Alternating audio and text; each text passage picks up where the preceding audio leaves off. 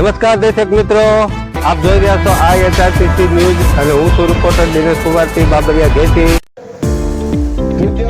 રામજી મહારાજ ગાયત્રી પરિવાર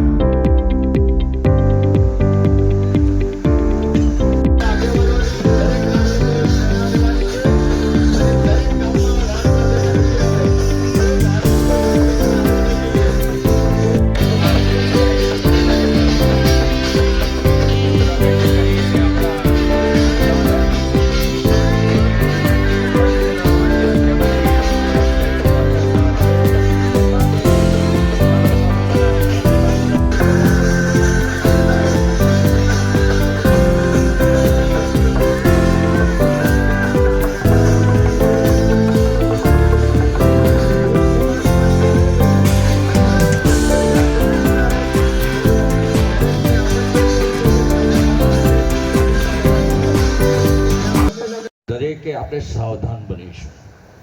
સાવધાનનો અર્થ એ છે કે ટટાર બેસવું. એકવાર પરમાત્માનો મહામંત્ર બોલીશું.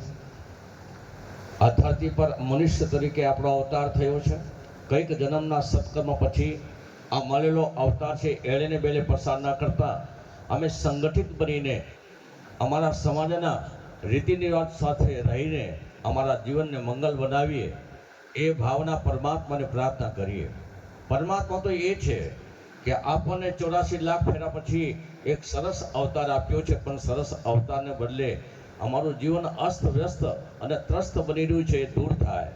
દરેકને સદબુદ્ધિ મળે એવા સદભાવ માટે આદિ અનાદિ ગુરુમંત્ર, વેદ મંત્ર, દેવ મંત્ર અને વિશ્વ મંત્ર છે, સૂર્ય શક્તિનો મંત્ર છે. આપણે બધાએ એ સૂર્ય મંત્રનું ધ્યાન કરીએ કે હે પ્રભુ, અમને તેજસ્વીવાન બનાવ, પ્રાણવાન બનાવ, શ્રદ્ધાવાન બનાવ, આસ્થાવાન બનાવ, કે જેથી અમારું જીવન સુગમ સરળ બને. પોતાને કરી લઈએ. અને મૂળ માતા પિતા જે દેશી ધાન્યની ખેતી કરતા હતા, એ મૂળ દેશી ધાન્ય તરફ આપણે વળવો પડશે. અને જે યુરિયા DAP નો છંટકાવ કરીએ એને પણ ઓછો કરીએ.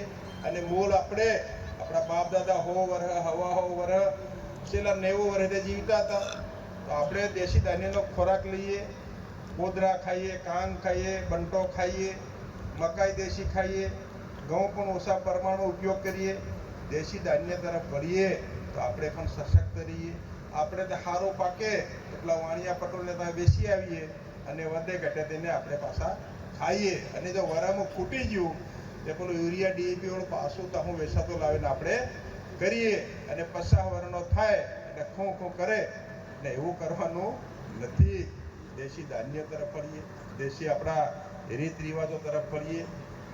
અને અમારા શિક્ષક મિત્રો, અમારા ડોક્ટર સાહેબો ઘેર ઘેર અમલ કરવા માટેનો નિર્ણય કરીએ છીએ.